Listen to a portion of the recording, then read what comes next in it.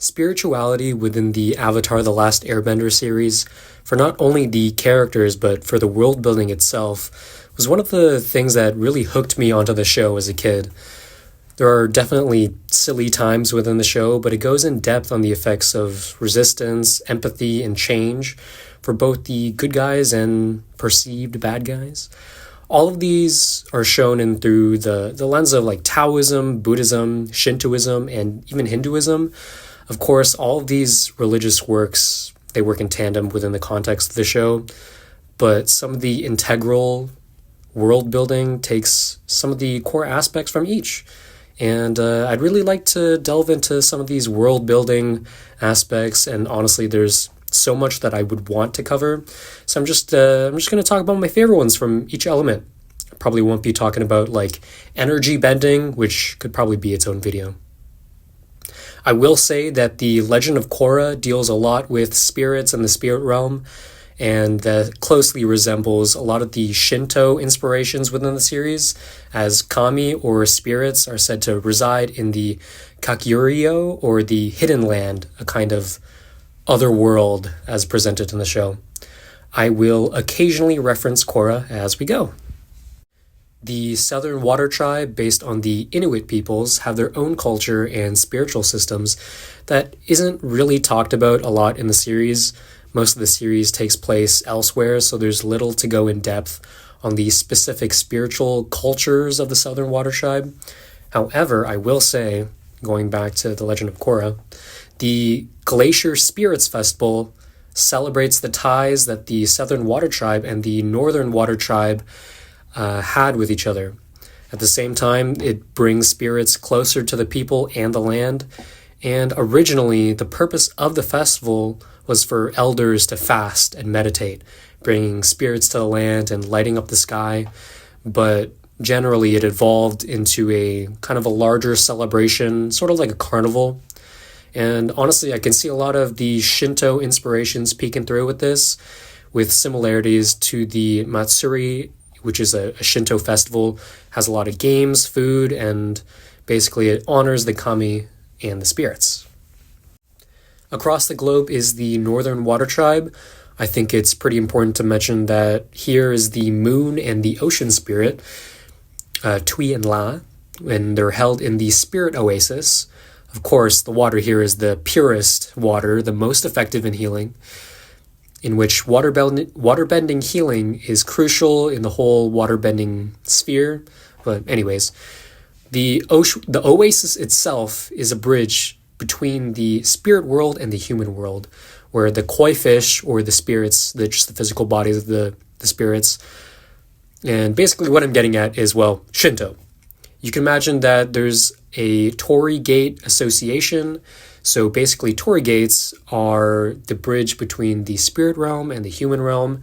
And within the context of the show, the spirit oasis, the pond itself, it's a bridge between the spirit realm and the human realm.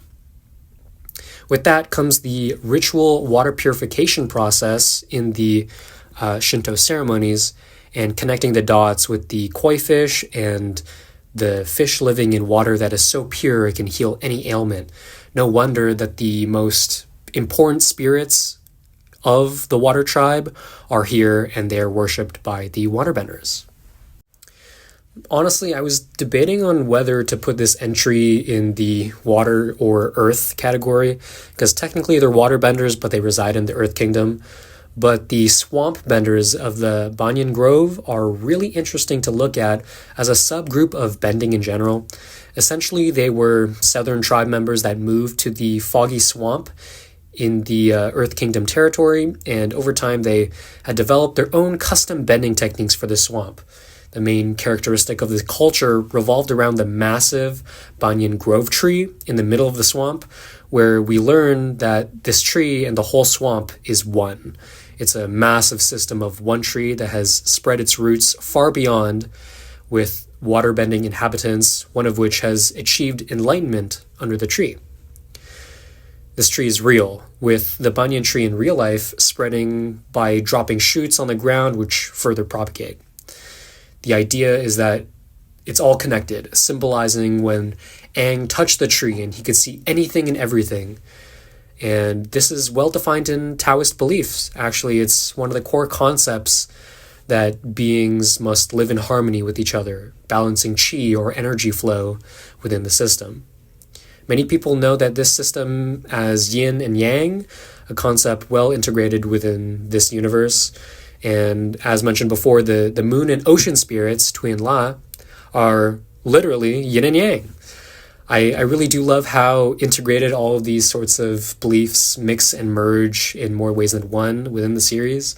It just makes it feel so alive without pushing one away or kind of forgetting one. Everything has a purpose in the show and in Taoism. Cool. Okay, so I covered waterbenders in the Earth Kingdom, but what about the Earthbenders? Well, it's kind of hard to categorize all Earthbenders since the landmass is so big and there are a lot of different groups around the kingdom. But through the show, we learn about the Avatar worship system. Well, kind of it's more Avatar Kyoshi and Yangchen, where people call upon the Avatar for divine protection.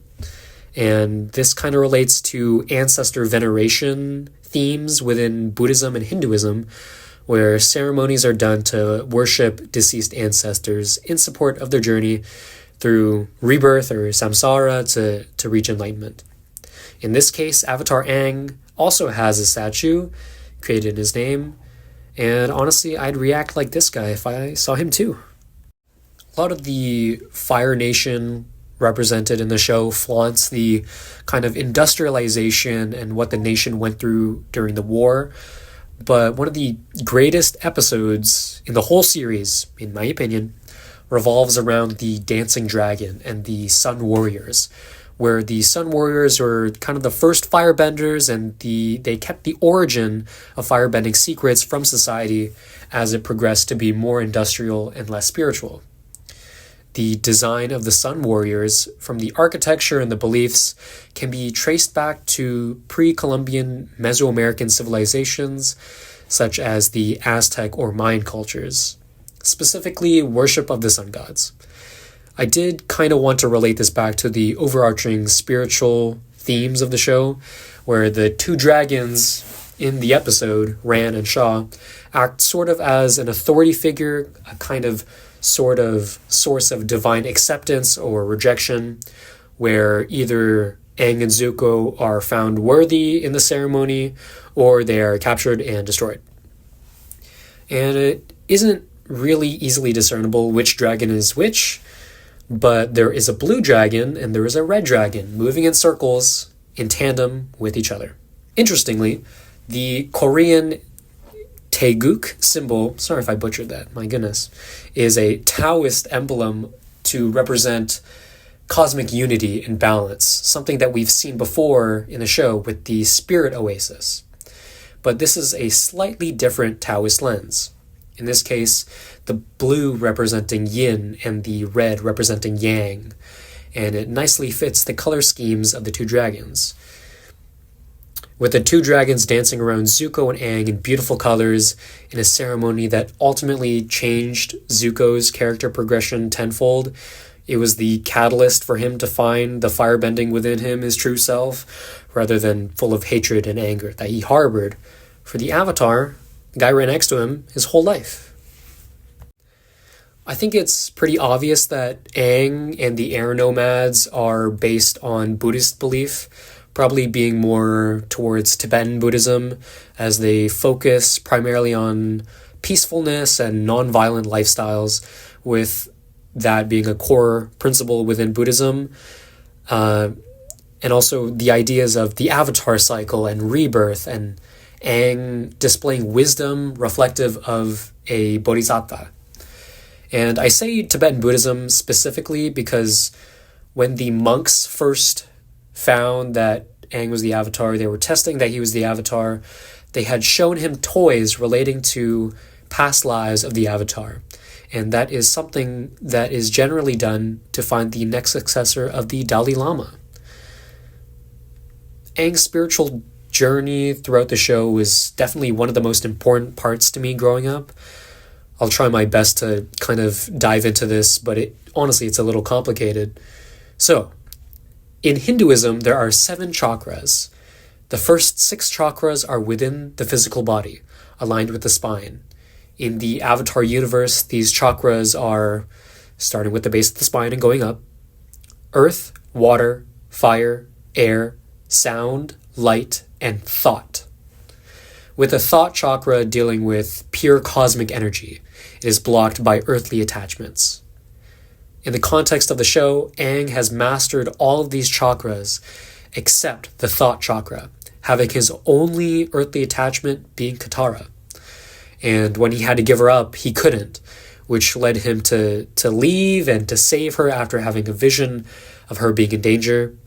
So that leaves him with the inability to master the Avatar state, and 1 unaligned chakra.